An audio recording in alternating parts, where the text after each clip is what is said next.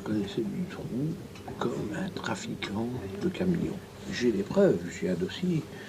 Je signale à la gendarmerie, trafiquant de camions, bonhomme peu recommandable, etc. Mais enfin, j'ai rien d'autre. Parce que je dis ceci, et c'est ça qu'il faut se mettre en tête, je pense que vous vous êtes rendu compte, et je crois que les enquêteurs et tout le monde s'est rendu compte, je ne suis pas un con, je pense. Je vais prendre la pire des suppositions.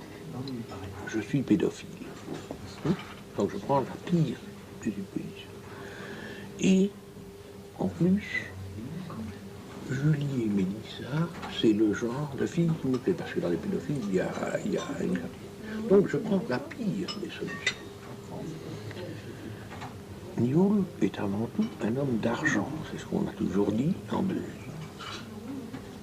Et je saurais ou j'entends dire que Dutroux, comme toute la Belgique cherche une Mélissa, on a fait des trucs, que Dutroux, j'entendrais ou j'entendrais que Dutroux les aurait. Je suis, donc je dis, supposons pédophile, qu'est-ce que je fais? Je vais trouver les gendarmes, je m'arrange avec la justice, je prends 2 millions le temps de faire coucou, je les délivre et je deviens champion du monde, toute catégorie en Belgique, c'est moi qui les ai sauvés. Et avec les 2 millions, je peux me taper toutes les autres petites filles que je veux. Hein? Je parle dans le cadre, si c'était comme ça. Donc, moi je dis, parce que je suis quand même un malin quelque part, puisqu'on dit que j'ai roulé l'État pendant 30 ans, et etc. Je réfléchis, hein, donc je ne suis pas un abruti. Aujourd'hui, les enquêteurs comme Trisquet disent, on sait que vous n'êtes pas pédophile, c'est une chose. On sait que vous n'avez rien à voir avec Julie et Mélissa, malgré que j'ai eu un mandat.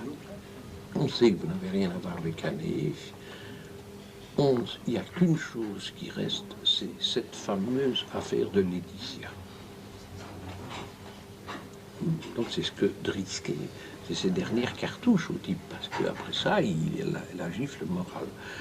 Donc Drisquet est en train de reculer de plus en plus l'enquête pour encore essayer de trouver quelque chose sur Laetitia, etc.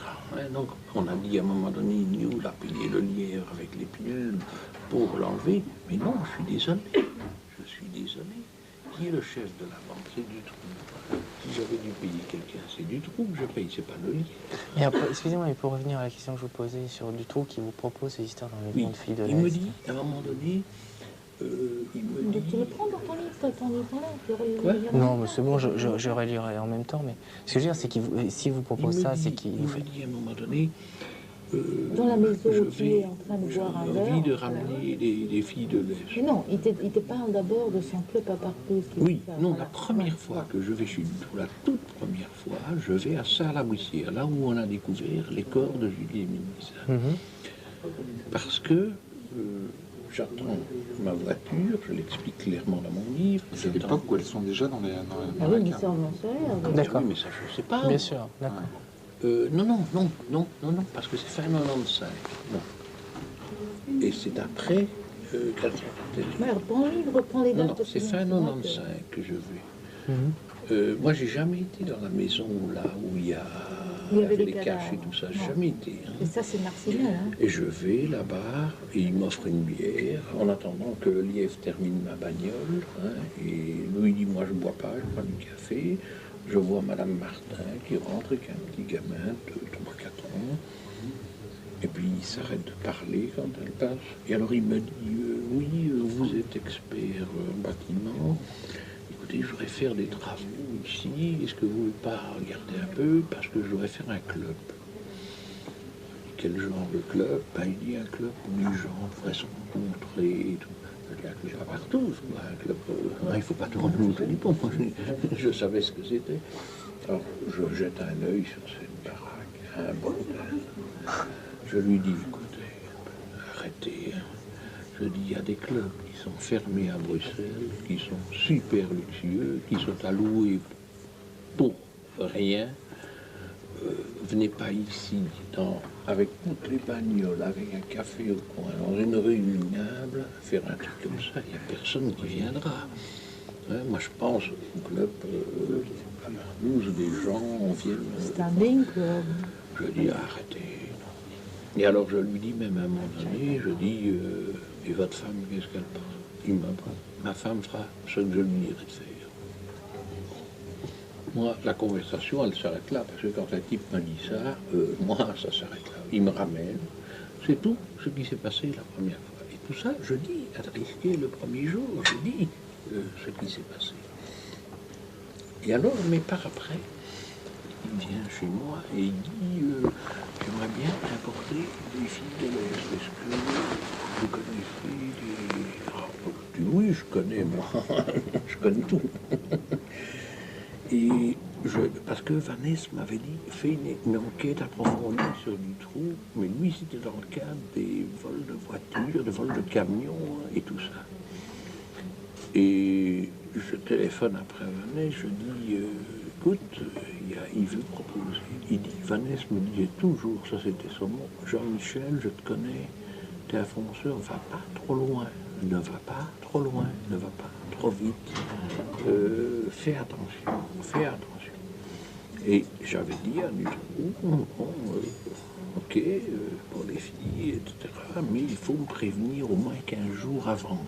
Parce que dans les clubs, j'invente n'importe quoi, hein, dans les clubs, ils doivent changer et donc ils doivent préparer des logements et tout. Je connais aucun patron de bordel vraiment à Bruxelles. Je connais des boîtes de striptease, mais je connais pas un patron de... Et du coup, vous voulez être le Mac, en réalité, de ces filles. Mais on parlait d'adultes, hein. On ne parlait pas de choses, parce que moi, il m'aurait parlé d'enfants, moi, il avait ma main sur la gueule, hein, parce que moi, je n'ai jamais touché à un enfant. Je n'ai jamais touché non plus à une grande personne qui ne voulait pas. Hein. Donc moi, je suis... Et alors, j'avais dit à Vanessa, hein, et alors Vanessa me dit, relance-le avec cette histoire, parce que ça m'intéresse. Et je lui avais téléphoné, alors, les filles, quand est-ce que ça vient, etc.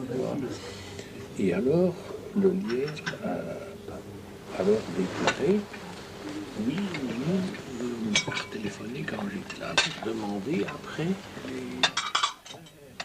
parce qu'il était intéressé. Et Martin a déclaré que son mari lui avait dit que il a des puissances à Bruxelles. J'étais quand même expert judiciaire. C'est pas pour ça que c'est pas long. Enfin, bon, j'étais pas le garagiste du coin. Et c'est un gros dégueulasse. Et on a besoin de lui. À nous servir. Voilà ce qu'a déclaré Martin dans une, vous le savez comme moi, hein, dans une de ses déclarations. Mais moi, tout ce que j'ai fait, je l'ai fait officiellement avec Vanessa. Et quand ils ont arrêté Vanessa, parce que Risquet m'a dit, à un moment donné, ils ont arrêté un Zico. On arrêtera Vanessa. Vanessa, il n'est pas droit dans ses bottes. Et ils ont arrêté Vanessa 15 jours après. Et Vanessa, on a été confrontés et on a dit tous les deux la même chose. Et Vanessa a dit, Monsieur Nioul ne m'a jamais menti. Monsieur Nioul a toujours dit ça. Et il a dit exactement ce qui s'est passé. Ça, c'est des confrontations qui existent. Mais le pauvre Gérard Vanessa a tellement pris un coup qu'il est mort de chagrin. Il en est mort de chagrin, ce type. Parce qu'il habite un village, dans un village, un gars de la BSR qui se fait arrêter, qu'on voit en photo avec les blocs. Ce type est mort de chagrin. C'était l'horreur. Mais nos confrontations ont été parfaites. Il n'y a pas un mot qui change. Mais ça a été la guéguerre. Police, enfin PJ. Il faire un Quand même une chose que je ne comprends pas. Oui, vous dites. En gros, c'était uniquement pour la voiture. Mais Dutroux fait de telles révélations qu'il veut faire à la fois du trafic de bagnoles et de voitures. Tout ça était déjà... Non,